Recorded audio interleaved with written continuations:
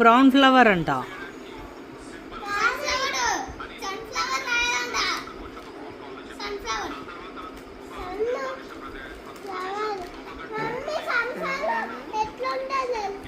ఏ sunflower ఏ కలర్లో ఉంటుంది?